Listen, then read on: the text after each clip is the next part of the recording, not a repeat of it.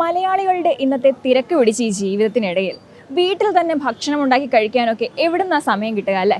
എന്നാൽ വലിയ കഷ്ടപ്പാടുകളൊന്നും ഇല്ലാതെ വീട്ടിൽ തന്നെ ഞൊടിയിടയിൽ ഭക്ഷണം ഉണ്ടാക്കാൻ ഒരു വഴിയുണ്ട്. അതെന്താണെന്ന് നോക്കാം.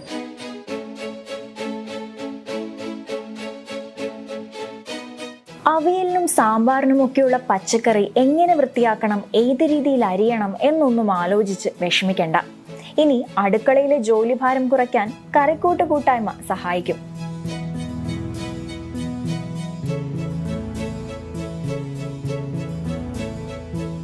സാമ്പാറും അവിയലും ഓലനും തോരനും എരിശ്ശേരിയും മെഴുക്കുപുരട്ടിയും ഒക്കെ ഇനി മിനിറ്റുകൾക്കകം തയ്യാറാക്കാവുന്നതാണ്.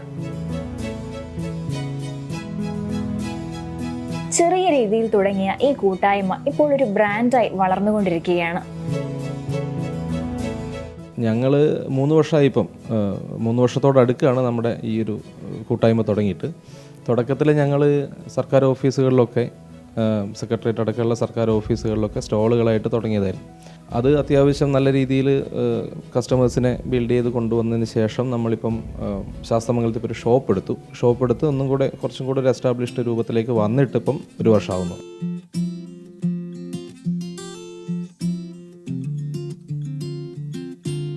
ദിവ്യ എന്ന പെൺകുട്ടിയുടെ മനസ്സിൽ തോന്നിയ ആശയം ദിവ്യയും 2 സുഹൃത്തുക്കളും ചേർന്ന് പ്രാവർത്തികമാക്കുകയായിരുന്നു.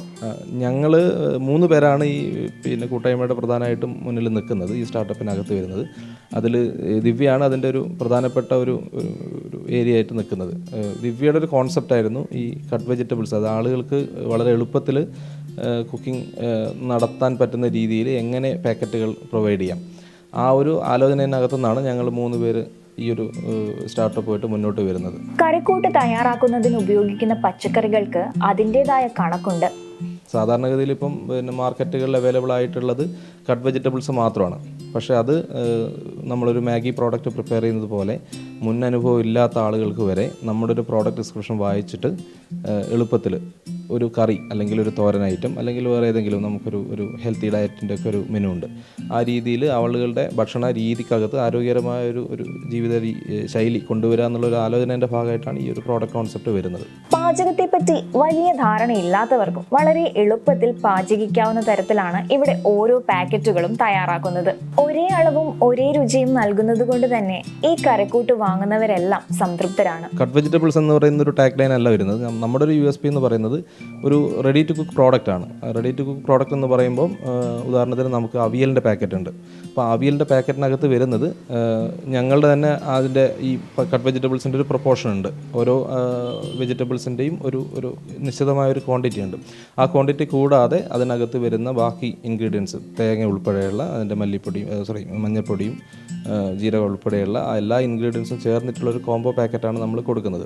അപ്പോൾ ആ ഒരു നമ്മളിപ്പോൾ ഒരു 10 അവിയൽ എടുത്തു കഴിഞ്ഞാൽ ആ 10 അവിയലിൻ്റെയോ അല്ലെങ്കിൽ 10 ദിവസം എടുക്കുന്ന അവിയലിൻ്റെ പാക്കറ്റുകൾക്കകത്തും ഒരേ ടേസ്റ്റ് മെയിൻറ്റെയിൻ ചെയ്യാൻ പറ്റും. കാര്യം നമ്മൾ ആ രീതിയിലൊരു റിസർച്ച് ഇതിൻ്റെ പിന്നിൽ നടത്തുന്നുണ്ട്. വളർന്നു വരുന്ന ഒരു പുതിയ സംരംഭം എന്ന നിലയിൽ കറിക്കൂട്ട് കൂട്ടായ്മ ഏറെ ശ്രദ്ധിക്കപ്പെടുന്നുണ്ട്. എന്നാൽ ഈ കൂട്ടായ്മ വളരുന്നതനുസരിച്ച് അതിന്റെ ഗുണമേന്മയ്ക്ക് യാതൊരു കുറവും വരുത്തുന്നില്ല എന്നതും ശ്രദ്ധേയമാണ്.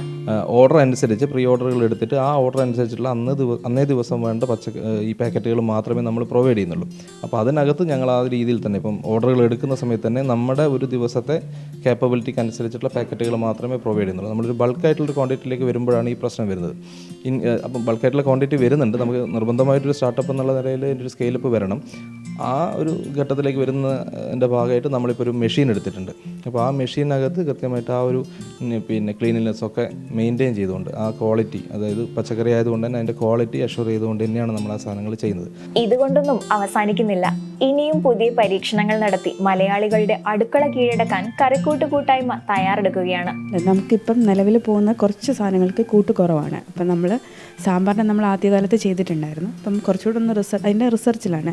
രസമാണെങ്കിലും സാമ്പാറാണെങ്കിലും ബാക്കി ഉള്ള സാധനങ്ങളാണെങ്കിലും ഫുള്ളി സെറ്റായിട്ടുള്ള ഒരു ഇതിലേക്ക് നമ്മൾ എടുക്കാൻ വേണ്ടി, പിന്നെ നമ്മുടെ പാക്കിംഗ് രീതി ഒന്ന് മാറ്റാൻ വേണ്ടിയിട്ടും അങ്ങനെ ഉള്ളൊരു കുറച്ച് കാര്യങ്ങളിൽ റിസർച്ചിലാണ് ഞങ്ങളിപ്പോൾ. ക്യാമറമാൻ ചന്ദ്രൻ ആര്യനാടിനൊപ്പം ലക്ഷ്മി രേണുക, M5 ന്യൂസ്, തിരുവനന്തപുരം.